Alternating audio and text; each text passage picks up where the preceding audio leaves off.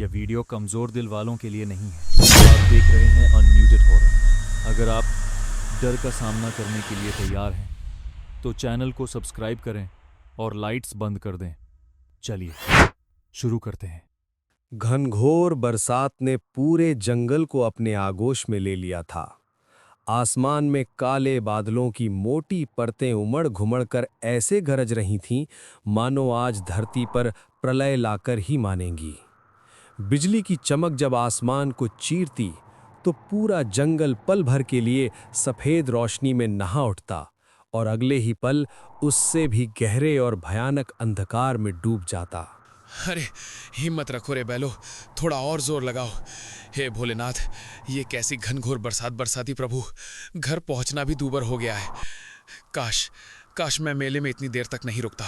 वो दोस्तों की बातों में आकर वक्त का पता ही नहीं चला। अब ये कीचड़ भी पहियों को छोड़ नहीं रहा। हे भगवान, कहीं ये वही रास्ता तो नहीं जहाँ की खौफनाक कहानियां लोग सुनाते हैं। दिल धक धक कर रहा है मेरा।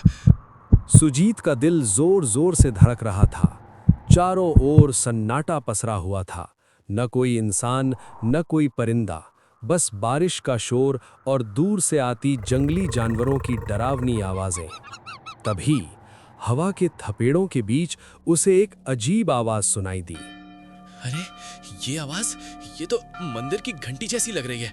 हाँ बिल्कुल, पर इतनी तेज बारिश और तूफान में इस बियाबान जंगल में घंटी कौन बजा रहा होगा? डर और जिज्ञासा के बीच फंसे सुजीत ने बैलों को उस आवाज की दिशा में मोड़ दिया।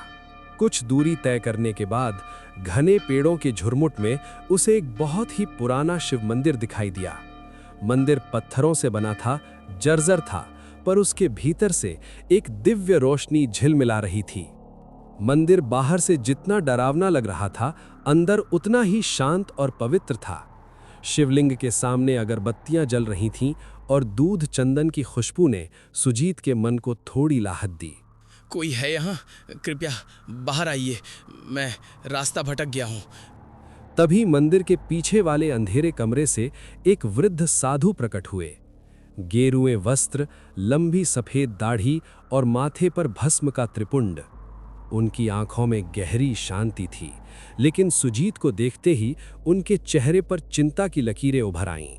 कौन हो तुम बेटा, और इस काल रात्रि में, इस तूफानी रात में यहाँ कैसे आ पहुँचे?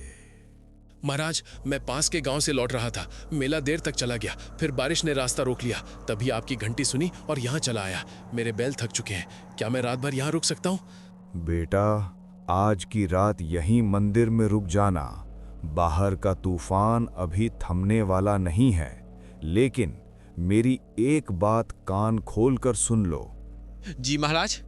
आधी रात के बाद अगर बाहर से कोई भी आवाज सुनाई दे, चाहे कोई तुम्हें पुकारे, रोए, गिड़गिड़ाए या तुम्हारा नाम ले, किसी भी हालत में इस मंदिर की चौखट के बाहर कदम मत रखना। लेकिन महाराज, ऐसा जो?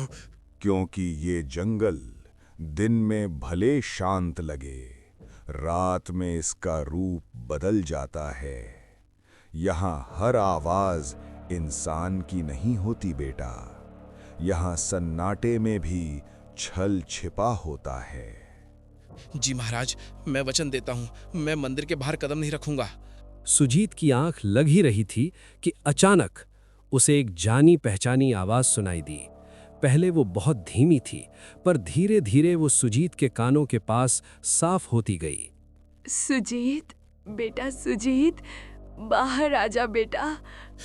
माँ। देख, मैं यहाँ हूँ, डर मत मेरे बच्चे, मैं तेरी माँ हूँ। तू इतनी देर से लौटा नहीं, मैं तुझे ढूंढती ढूंढती यहाँ तक आ गई। बारिश में भीग रही हूँ बेटा, ठंड से ठिठुर रही हूँ। बस एक बार बाहर आजा, मुझे बचा ले सुजीत। ये आवाज, ये तो माँ की ही है, लेकिन माँ यहाँ कैसे? नहीं, ये सच नहीं हो सकता, वो तो गांव में थे। बेटा, क्या तू अपनी माँ को ऐसे मरने देगा? देख, मैं मुसीबत में हूँ, कोई मुझे ले जाएगा। जल्दी आ मेरे लाल। नहीं, अगर सच में वो माँ है तो मैं अंदर कैसे बैठा रहूं? हे शिवशंकर, मैं आ रहा हूं माँ। सुजीत का विवेक ममता के आगे हार गया। साधु की चेतावनी उसके दिमाग से मिट गई। जैसे ही उसका हाथ मंदिर की चौखट से बाहर निकलने वाला था, अचानक किसी ने उसका हाथ लोहे की पकड़ की तरह जकड़ लिया। सुजीत सहर उठा, पीछे मुड़ा तो देखा साधु महाराज खड़े थे, आंखों में क्रोध और गंभीरता लिए। रुक जा मूर्ख, एक कदम भी बाहर मत रखना। मैंने तुझे चेतावनी दी थी। छोड़िए मुझे महाराज, वो मेरी माँ है, वो मुसीबत में है, मैं उन्हें ऐसे नहीं छोड़ सकता, वो मर जाएंगी। वो तेरी माँ नहीं है, वो छलावा है। वो तेरे मन को पढ़ लेती है और उसी की आवाज निकालती है जिससे तू सबसे ज्यादा प्रेम करता है। अगर तू बाहर गया तो तेरी हड्डियों का भी पता नहीं चलेगा। अरे बूढ़े, तूने इसे रोक लिया, लेकिन कब तक बचाएगा? मैं फिर आऊंगी, बार बार आऊंगी। सुजीत के रोंगटे खड़े हो गए। वो जमीन पर गिर पड़ा। साधु महाराज तुरंत शिवलिंग के पास बैठे और ऊंचे स्वर में महामृत्युंजय मंत्र का जाप शुरू कर दिया। ओम त्र्यंबकम यजामहे सुगंधिम पुष्टिवर्धनम उर्वारुकमिव बंधनान् मृत्योर्मुक्षीयमामृतात् रक्षां कुरु महाकाल। पूरी रात वो काली छाया मंदिर के चारों ओर चीखती रही, दीवारों को खरोंचती रही, लेकिन साधु के मंत्रों और भोलेनाथ के पहरे को तोड़ न सकी। जब सुबह की पहली किरण मंदिर के अंदर पहुंची तो बाहर का शोर थम चुका था। सुजीत कांपते हुए बाहर निकला। उसने देखा कि मंदिर के चारों ओर कीचड़ में अजीबोगरीब पैरों के निशान थे, जो किसी इंसान के नहीं बल्कि उल्टे पैरों वाले किसी जानवर जैसे थे। देख रहे हो बेटा ये निशान? ये उसी छाया के हैं। वर्षों पहले एक औरत अपने पति की मौत के दुख में पागल होकर इसी जंगल में मर गई थी। अब वो अतृप्त आत्मा लोगों के प्रेम का इस्तेमाल करके उन्हें अपने जाल में फंसाती है। शिव की कृपा थी जो तुम बच गए। ओम त्र्यंबकम यजामहे सुगंधिम पुष्टिवर्धनम उर्वारुकमिव बंधनान् मृत्योर्मोक्षीयमामृतात्। महाराज, आपने मुझे नया जीवन दिया है। अगर आप न होते तो आज मैं जिंदा न होता।